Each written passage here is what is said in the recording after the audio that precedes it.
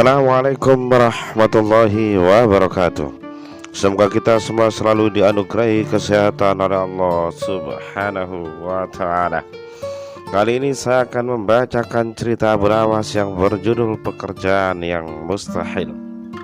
Saya berharap Anda menyimak cerita ini sampai akhir, karena seperti biasanya saya akan mencoba mengambil pelajaran dari candaan Abu Nawas ini, yang tentu saja versi saya yang saya letakkan di akhir cerita ini.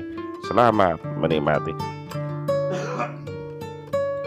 Sesaat setelah Baginda Harun al-Rasyid membaca cerita tentang kehebatan Raja Sulaiman yang mampu memerintahkan para jin memindahkan singgasana Ratu Bilqis di dalam istananya, hati Baginda tiba-tiba saja merasa tertarik dan tergelitik untuk melakukan hal yang sama. Baginda menginginkan istananya dipindahkan ke atas gunung agar beliau bisa melihat dengan leluasa, menikmati pemandangan di luar istana. Meskipun aku tidak punya jin dan aku tak bisa berbicara dengan makhluk gaib, tapi di negeriku aku punya Abu Nawas. Dengan kecerdikan yang dimilikinya, apa yang tak mampu dilakukan oleh Abu Nawas? Pikir Baginda kira-kira begitu. Segera saja Baginda Harun al-Rasyid memerintahkan prajurit agar Abu Nawas dipanggil menghadap kepadanya. Sanggupkah engkau memindahkan istanaku ke atas gunung agar aku lebih leluasa melihat negeriku?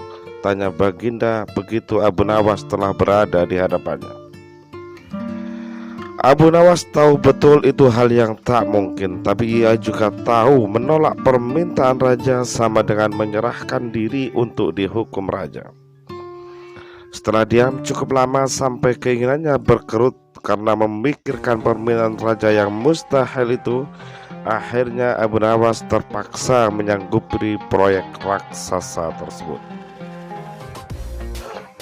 Belum juga Abu Nawas menemukan caranya, Baginda Raja menambahkan satu lagi permintaan, yaitu pekerjaan itu harus selesai hanya dalam waktu 1 bulan. Abu Nawas pulang dengan hati yang masgul. Setiap malam ia hanya bisa berteman dengan rembulan dan bintang-bintang sambil memikirkan nasib yang harus ia jalani.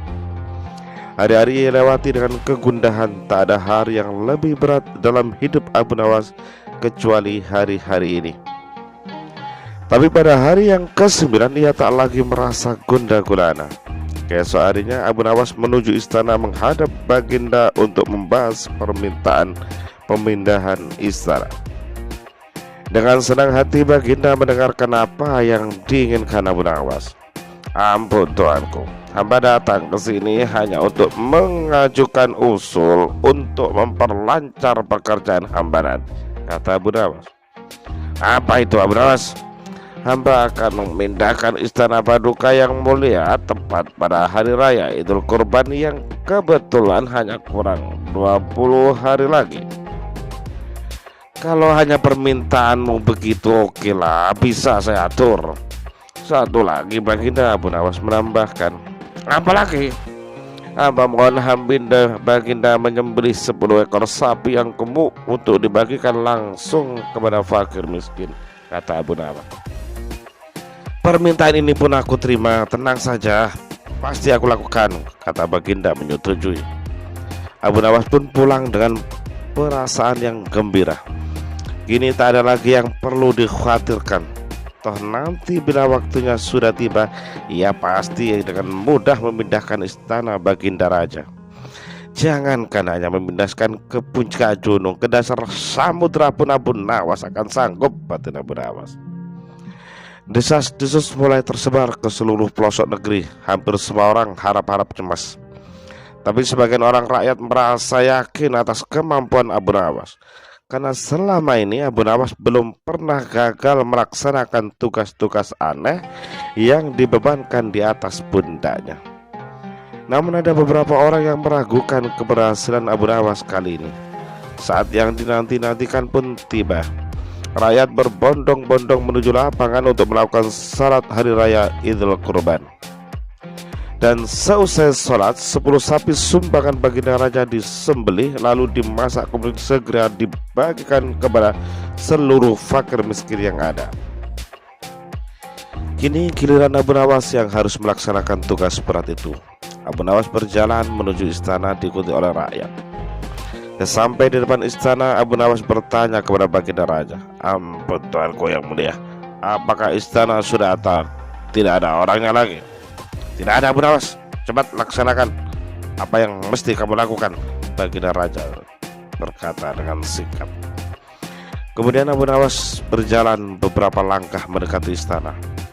Ia berdiri sambil memandang istana. Abu Nawas berdiri mematung seolah-olah ada yang ia tunggu. Setelah sekian lama, baginda akhirnya tak sabar juga menunggu.